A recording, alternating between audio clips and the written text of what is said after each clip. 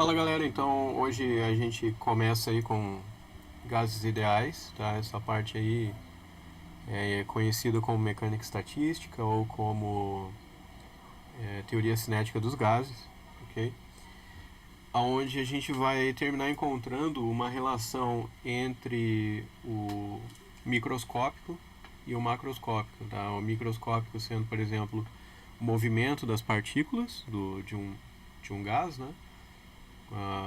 Por exemplo, os átomos, as moléculas, a relação entre esse movimento e, por exemplo, a temperatura, que é uma variável macroscópica do gás, e aliás de qualquer outra coisa. Né? E para começar a gente faz uma super rápida revisãozinha aqui de alguns elementos aí de química, por exemplo, né?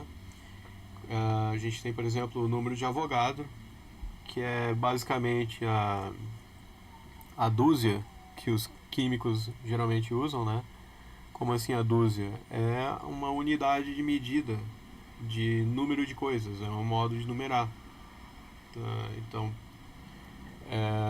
por exemplo, a dúzia se refere a 12 coisas, né? Por exemplo, uma dúzia de laranja, uma dúzia de maçãs, se refere a 12 laranjas, 12 maçãs. A gente tem aqui o mol. O mol, então, vai ter 6 vezes 10, 23, aproximadamente, alguma coisa. Né? Então, vamos ver aqui. Então, o mol é uma maneira conveniente de medir a quantidade de átomos ou moléculas, tá? E sendo uma quantidade, você pode aplicar isso a qualquer coisa. Okay? O mol é definido como o número de átomos em uma amostra de 12 gramas de carbono 12. Tá? E daí, experimentalmente, como eu já falei, equivale aí a 6,02 vezes 10 23 por mol. Tá? Então, o que ele quer dizer aqui é que cada um mol tem 6,02 vezes 10 23 alguma coisa. Tá? Pode ser átomos, moléculas, aquilo com que você estiver trabalhando. Né? Então, um parênteses aí, o Avogadro descobriu então que os gases que ocupam o mesmo volume nas mesmas condições de temperatura e pressão contêm o mesmo número de átomos ou moléculas. Tá? Isso vai ser importante mais para frente.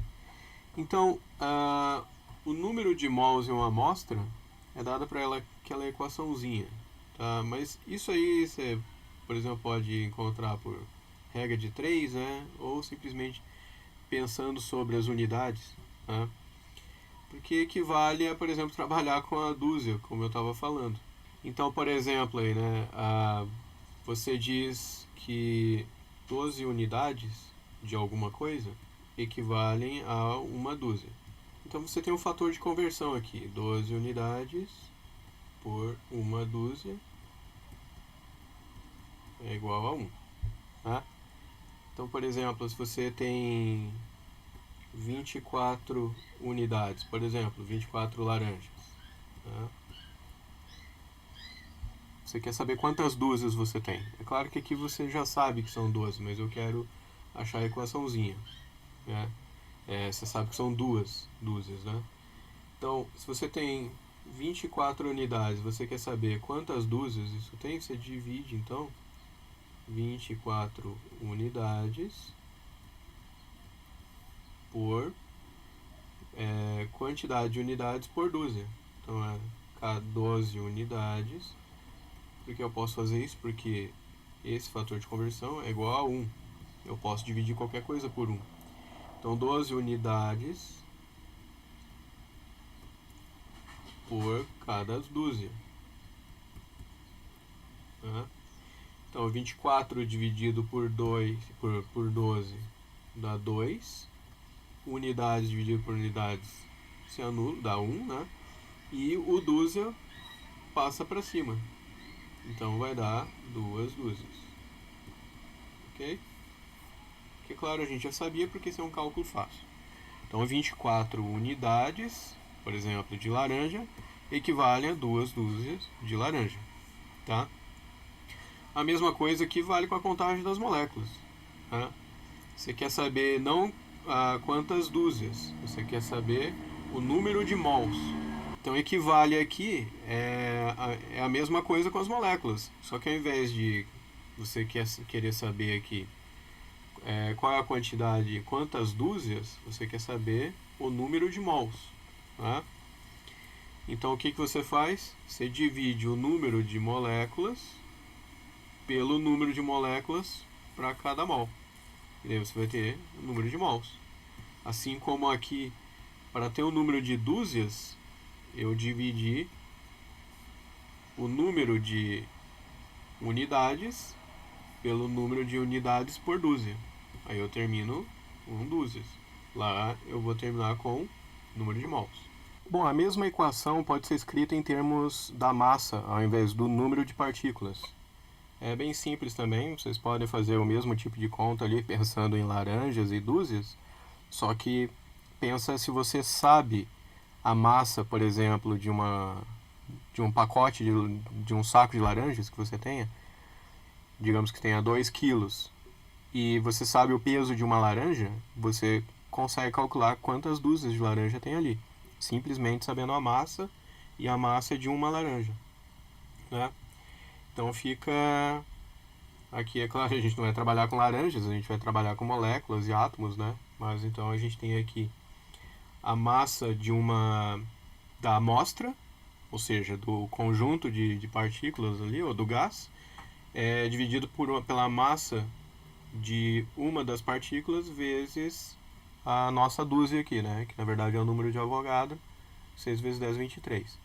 Então em cima você tem a massa da amostra, embaixo você tem a massa de 1 mol daquele tipo de partícula. Tá? Então você divide isso aí, você vai ter a quantidade de mols nessa amostra. Ok? Bom, então agora a gente chega na lei dos gases ideais. Provavelmente vocês já conhecem, né? Também é chamada de equação de estado dos gases ideais, que é dado por essa equaçãozinha aqui, PV igual a nRT, onde P é a pressão do gás, V é o volume, N é o número de mols presentes ali, T é a temperatura em Kelvin e aquele R é a constante dos gases ideais, que é 8,31 joules por mol Kelvin. Essa equação, lembrando aqui, ela é válida para quando os gases estão em baixa concentração. Tá? Altas concentrações, uma densidade muito grande, essa equação começa a não ser mais válida. Ok, a gente vai usar essa equação aí para alguns exemplos. Por exemplo, vamos calcular aqui o trabalho realizado por um gás ideal que mantém a temperatura constante. Tá? Se a gente pegar um gás e fazer esse gás variar o volume dele, só que tomando cuidado para manter a temperatura dele sempre igual, então você deixa, por exemplo, o gás expandir, né? Você tem o gás confinado num compartimento e daí você deixa ele expandir, tá? Só que você controla a temperatura dele, não deixa a temperatura dele esfriar nessa expansão. Então você vai estar em contato aí com um reservatório térmico, né? A uma certa temperatura. Então quando isso acontece, se você mantém a temperatura dele, a pressão e o volume dele vão, se você fizer o gráfico, vão criar uma curva dessas aqui, tá? Da evolução dele. Cada curva dessas representa uma dessas experiências onde você manteve uma temperatura diferente. Por exemplo, essa curva aqui é quando você manteve o gás, sei lá, 100 Kelvin, alguma coisa assim, tá? Aí de cima, 200 Kelvin. Eu estou chutando exemplos aqui, tá? Claro que eu não fiz essa experiência aqui, ok? Só quero dizer, então, cada curva acima está uma temperatura diferente, ou seja, todos os pontos em cima dessa curva estão, nesse caso aqui, a 100 kelvins. Você pode ver que o gás aqui, por exemplo, desse ponto até aqui, teve uma expansão, tá? Ok, vamos pegar aquela de cima ali, mas não vou considerar nenhuma temperatura, mas, por exemplo, ele está evoluindo desse ponto inicial até o ponto final. Ou seja, desse volume inicial ele expandiu até um volume final específico ali. E quando ele expandiu, a pressão do gás caiu. Tá? É isso que acontece quando você deixa ele expandir, só que mantém a temperatura constante. Ok. Uma coisa, né? Essas curvas, cada uma delas é chamada de isoterma. Okay? Porque a gente mantém a temperatura igual, né? Então, iso igual, terma, temperatura. Ok? Então, isso ali é uma expansão isotérmica. Essas isotermas ali, então, elas são gráficos que a gente pode fazer usando a lei dos gases ideais, desde que a gente mantenha a temperatura constante. Então vai ser uma lei desse tipo aqui. Tá? Deixa eu puxar aqui para cima. Então, o que eu fiz aqui?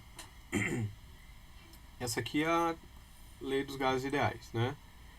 Eu vou colocar a pressão em função do volume, porque é assim que eu fiz o gráfico aqui. A pressão está em função do volume. Tá? Então eu passo o volume para o outro lado e está aqui uma nova equação. P igual a nRT dividido por V. Por que eu deixei separado ali o V do resto? Porque eu quero chamar a atenção aqui. Se a temperatura é constante, e dá uma olhada aqui que eu não vou mudar a quantidade de gás ali dentro, então o número de mols não varia, e é claro que R também é uma constante, então todo esse número aqui é uma constante, é um valor constante. A gente sabe a temperatura, multiplica ali por Rn, eu tenho um valor. Então eu tenho uma função que é uma função do volume, né? Onde eu tenho alguma constante ali, um número, sobre V. Tá? Então, conforme o volume aumenta, a pressão diminui. Tá? É assim que está funcionando ali. Ok. Agora, se eu quero determinar o trabalho de ir do ponto inicial até o ponto final, naquele gráfico, então vamos colocar aqui. Aqui é a pressão, que é o volume. Daí eu tenho aqui a minha isoterma e está indo de um ponto inicial até um ponto final. Então aqui é VI, VF, e claro aqui é PI e PF. Então tá, eu quero saber qual é o trabalho, né, desse ponto inicial até o ponto final. Lembra que a gente discutiu na aula passada? O trabalho é a área embaixo dessa curva. A área embaixo de uma curva no gráfico de P por V. Ok? Como é que eu calculo então essa área? Essa área equivale ao trabalho. Vai sair aquela equação ali, eu vou mostrar de onde ela surge. Tá? Então, o trabalho é igual à integral da pressão no volume, indo do volume inicial até o volume final. Né? Quero integrar embaixo dessa curva, em P por V. Ok. Quem é P? Eu vou usar os gases ideais, considerando nRT constante. Então, vai ficar como aqui, W, trabalho, é igual P equivale àquilo ali, nRT sobre V integrado em dV, indo de VI a VF. Ok, mas como o nRT é constante, eu tiro da integral, integro de VI a VF, quem? 1 sobre V. Provavelmente vocês devem lembrar das aulas de cálculo que a integral dessa função da inversa é igual que é o logaritmo natural de V. Tá? Só que lembra, indo do volume inicial ao volume final, essa é uma integral definida. Então, NRT aplica os limites ln de VF menos ln de VI. Usando aí a propriedade dos logaritmos, o logaritmo menos o outro equivale ao logaritmo dessa fração. Então tá aí, encontramos aquela equação que me dá o quê? Me dá o trabalho, que é igual ao... onde que eu coloquei aqui? Que é igual à área embaixo dessa curva. Ok? Então isso aqui é o trabalho. Muito bem. Esse aí é o modo de resolver, então, o trabalho, desde que você saiba a função da pressão em relação ao volume. Em alguns casos, você pode simplesmente calcular a área direto. Que é esse caso aqui. Dá uma olhada aqui. Eu quero saber qual é o trabalho de ir desse ponto inicial ao ponto final. E daí esse aqui é um caso especial, onde a pressão é constante. Tá? Ou seja, a pressão não varia entre esses pontos. A pressão continua sempre com um valor constante, que é dado pode ser dado no problema. Agora, quem é o trabalho? O trabalho é a área embaixo dessa curva. Essa área que a gente vê aqui. Isso aqui é o trabalho. Portanto, é a área ali embaixo, só que a área do quê? De uma figura bem fácil de calcular. O que é a área? A área é a base vezes a altura, nesse retângulo. E dá para provar que é isso. A integral, o trabalho é a integral de P dV, só que P é constante, ele sai da integral. Ele sai da integral, então fica... Deixa eu colocar aqui embaixo. Ó, a integral PdV de VI e VF. P sai da integral, fica a integral de VI até VF, dV. Agora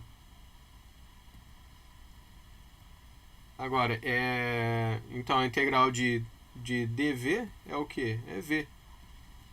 Só que aplicado os limites de VI até VF. Então me dá aquele resultado. P vezes VF menos VI. Tá? Que está aqui em cima. Aí observa que isso aí é justamente a área desse retângulo que a gente vê na figura. P é a altura, P é essa altura, e VF menos VI é justamente esse lado aqui. Então a altura vezes a base é a área. Ok? Então esse é o resultado. Pode ser escrito como VF menos VI ou P vezes ΔV. Tá? Isso vocês vão usar nos problemas. Aí agora um comentário aqui também. Isso aqui é bem simples. E se o volume é constante? A figura fica assim. Né? Pode ver, a pressão pode estar variando, mas o volume permanece o mesmo indo entre esses pontos inicial e final. Tá? Tem algum valor específico. Nesse caso, qual é a área embaixo dessa linha aqui? É zero. Não tem área. Não tem base. A base ali é um ponto. Então não tem área. A gente vê isso aqui, que é, se eu for integrar PdV, qual é a variação aqui de dV? A variação é zero, porque o volume inicial é igual ao volume final. Tá? Então não tem variação, é zero, zero vezes P dá zero. Ok? Então o trabalho, quando o volume é constante, algo que a gente já discutiu no passado em alguns outros problemas, quando o volume é constante, não tem trabalho. Tá? É o caso clássico da panela de pressão. Você pode estar adicionando energia no sistema com o fogo, mas a panela de pressão não pode variar o volume dela. Se não varia o volume, ela não pode realizar trabalho. O gás que está lá dentro não realiza trabalho. Ok? Então na próxima aula a gente resolve exercícios a respeito desse capítulo aqui. Então tá, pessoal, um abraço, até mais.